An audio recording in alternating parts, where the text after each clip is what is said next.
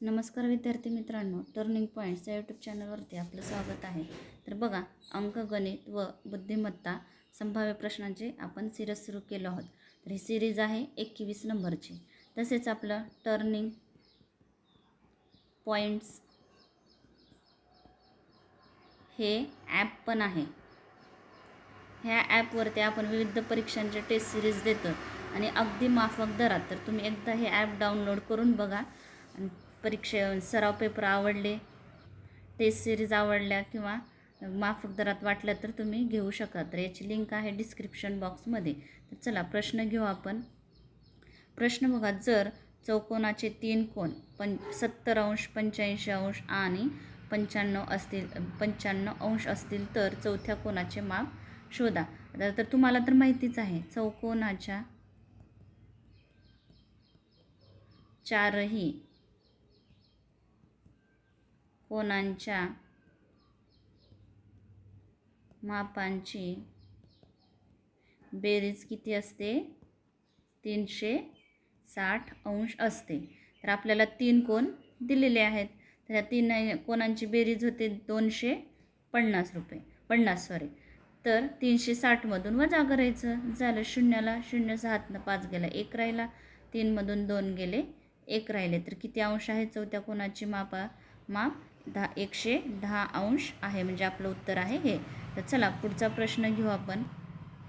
प्रश्न बघा, अमर आणि कोमल यांच्या उत्पन्नाचे गुणोत्तर किती आहे? 5:4. हे अमर आणि कोमल उत्पन्न, ते गुणोत्तर किती आहे? 5:4. पुढे त्यांच्या खर्चाचे गुणोत्तर 2:1. खर्च गुणोत्तर 2:1 आहे. जर त्यापैकी प्रत्येकाने दरमहा 6,000 रुपये वाचवले तर अमरचे उत्पन्न शोधा. तर बचतीचे गुणोत्तर, बचत, आता उत्पन्न 5 आहे, खर्च 2, तर 5मधून 2 गेले, 3. तर इथं कोमलचं 4 उत्पन्न आहे आणि खर्च आहे 1, तर इथं पण 3. जेव्हा प्रत्येकाची बचत ही 6,000 समान असते तेव्हा आपण बचतीच्या गुणोत्तराने भागायचं. तर बचतीचं गुणोत्तर दोघाचं पण समानच आहे. तर 6,000 भागिले 3, 3 1 3, 3 2 6, 0 0 0. तर 2,000 रुपये. एक भागाला किती बचत आहे? 2,000 रुपये. तर उत्पन्न किती आहे? 5. अमरचं काढायचं आपल्याला. तर 5 भागाला किती? तर बघा, ह्याच्यातून 5मधून 1 गेला, 5मधून 4 गेले, 1 भाग राहिला. म्हणजे 1 भागाला 2 बचत आहे. तर 5 भागाला किती?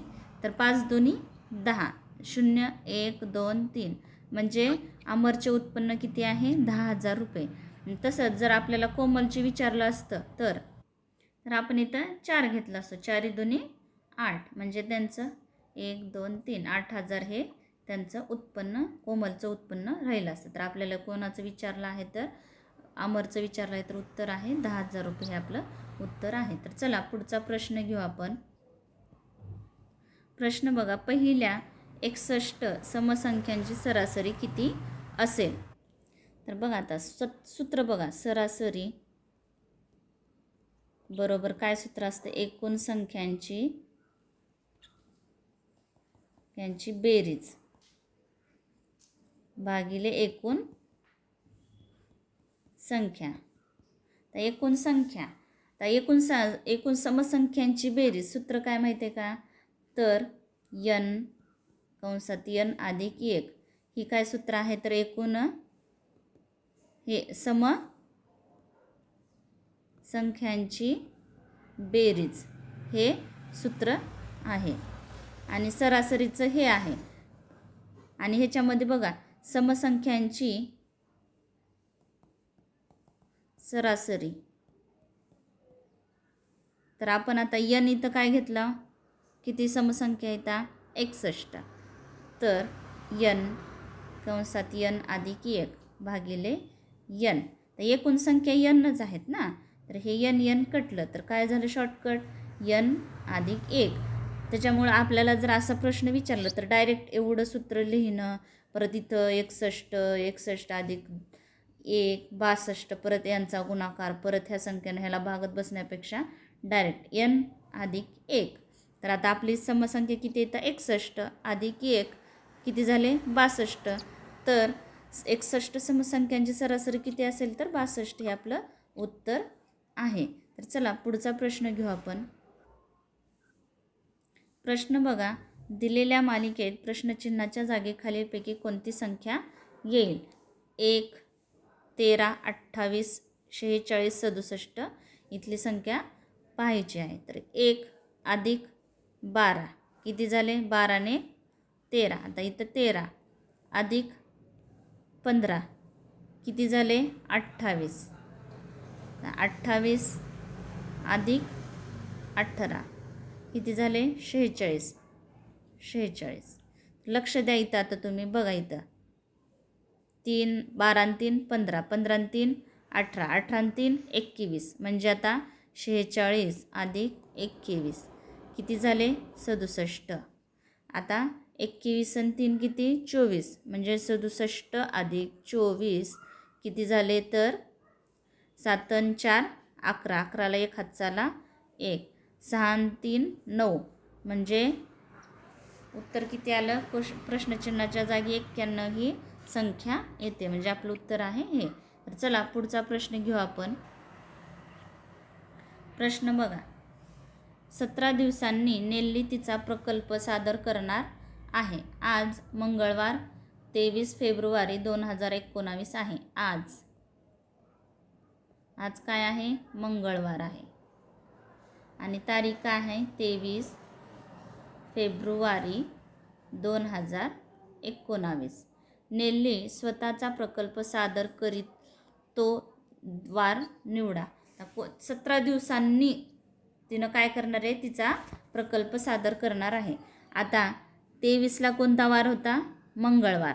तर पुढे किती 2 मार्चला काय असेल बुधवार म्हणजे मंगळवार. परत पुढचा 9 मार्चला मंगळवार. ठीक आहे. तर किती दिवस झाले याच्यामध्ये 2019 हे लीप वर्ष नाही त्याच्यामध्ये 28 दिवसांचा हा फेब्रुवारीचा महिना असतो. तर आता बघा इथं किती 15वा दिवस 16वा दिवस काय ते बुधवार 17वा दिवस गुरुवार आणि 18वा दिवस शुक्रवार. तर आपल्याला काय म्हणले 17 दिवसांनी म्हणजे आता 17 दिवसांनी म्हणजे इथंपर्यंत 17 दिवसांनी कोणचा आहे ते शुक्रवार. म्हणजे तिनं नेल्ली कोणत्या दिवशी तिचा प्रकल्प सादर करेल तर शुक्रवारी तिचा प्रकल्प सादर करेल. तर एवढं करत बसण्यापेक्षा बघा 17 दिवसांनी म्हणलं आहे आपल्याला. तर 17 आठवड्याचे 7 दिवस 7 1 7 7 2 14 बाकी किती उरली 3. आता आज कोणचा वार आहे मंगळवार. तर मंगळवारपासून 3 दिवस पुढे जायचं. मंगळवार बुधवार गुरुवार आणि हे शुक्रवार म्हणजे आलं उत्तर आपलं शुक्रवार. म्हणजे एवढं तारीख हे ते बघत बसण्याची पण गरज नाही. डायरेक्टली तुम्ही सॉल्व करू शकता. तर उत्तर आपलं आहे शुक्रवार हे आपलं उत्तर आहे. तर चला पुढचा प्रश्न घेऊ आपण. प्रश्न बघा, अक्षर आपला प्रवास 20 तासात पूर्ण करतो. तो निम्मे अंतर 57 km/h आणि बाकीचे अंतर 95 km/h या वेगाने कापतो. तर प्रवासाची एकूण लांबी किलोमीटरमध्ये किती आहे. तर एकूण प्रवास किती आहे 20 तासाचा प्रवास आहे. सूत्र बघा, सरासरी वेग बरोबर 2 गुणुले पहिला वेग x मानू आपण x गुणुले दुसरा वेग y भागिले x अधिक y पहिला वेग अधिक दुसरा वेग. तर आपण आता इथं 2 गुणुले पहिला वेग 57 आहे आणि दुसरा वेग काय आहे 95 भागिले 57 अधिक 95. तर बरोबर 2 गुणुले 57 गुणुले 95 भागिले दोघांची बेरीज येते 152. तर आपण ह्याला आता 19ने भाग घालू. 19 1 19 19 3 57 19 8 152चे. तर राहिले किती इथं परत बेक बे बेचोक 8. तर 3 गुणुले ह्या दोघांचा बेरीज करू. 5 त्रिक 15ला 5 हातचा आला 1. 9 त्रिक 27 आणि 1 28 भागिले 4. तर ही काय आला सरासरी वेग आला. वेग. तर आपल्याला काय विचारलं आहे प्रवासाची एकूण लांबी विचारला आहे. नंतर आपल्याला प्रवासाचा पूर्ण वेळ किती दिला आहे 20 तास दिला आहे. तर एकूण लांबी बरोबर सूत्र आहे सरासरी वेग गुणुले एकूण वेळ. इथं लांबी किंवा अंतर. आता आपल्याला काय अंतर काढायचं आहे. तर वेग काय आहे 285 भागिले 4. वेळ किती आहे तर 20 तास गुणुले 20. 4 1 4 4 पंचे 20. तर आता ह्यांचा गुणाकार 5 5 25ला 5 हातचे आले 2. 8 पंचे 40 40 आणि 2 42ला 2 हातचे आले 4. 5 दुनी 10 10 आणि 4 14.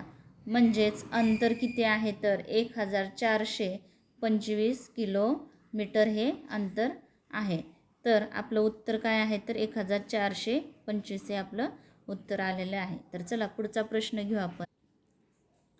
प्रश्न बघा 1/2/3 2/3 4/7 7/13 11/21. आता तुम्ही हे लक्षपूर्वक बघा. आता याच्यात 2 आणि 2 4 4 आणि 3 7 7 आणि 4 11. तर 11 आणि 5 जर घेतलो आपण तर किती येईल तर 16 येईल. ठीक आहे. आता खाली बघा 3 आणि 4 7 7 आणि 6 13 13 आणि 8 किती येते तर 21 13 आणि 8 21 आणि 21 आणि 10 31. म्हणजे आपलं इथं प्रश्नचिन्हाच्या जागी काय येईल तर 16/21 हे आपलं उत्तर येईल. तर चला पुढचा प्रश्न घेऊ आपण. बघा प्रश्न खालील मालिकेशी संबंधित नसलेली संख्या ओळखा. आता बघा संख्या लक्षपूर्वक बघा. 30 वजा 6 किती झाले 24 24 वजा 6 18 18 वजा 6 12. तर इथं 36 अधिक 6 42. आता 42 अधिक 6 तर किती येतात 48. पण इथं किती आले आहे 50. म्हणजेच ह्या मालिकेत कोणती संख्या संबंधित नाही तर 50 ही संख्या संबंधित नाही. तर 50च्या ऐवजी आपल्याला 48 पाहिजे. तर आलं काय 50. म्हणजे आपलं उत्तर काय आहे तर हे आपलं उत्तर आहे. तर चला पुढचा प्रश्न घेऊ आपण. प्रश्न बघा ₹74 किलोग्रॅम साखर प्रति किलोग्रॅम 36 प्रति किलोग्रॅम साखरेमध्ये किती प्रमाणात मिसळावी जेणेकरून मिश्रण 82.6 प्रति किलोग्रॅम दराने विकल्यास 18% नफा होईल. तर समजा 100 रुपयाची साखर आपण 18% नफा म्हणजेच 118 रुपयानं विकली तर 82.6 रुपये दरानं विकायचे आहे. तर किती रुपये दर पाहिजे आपल्याला.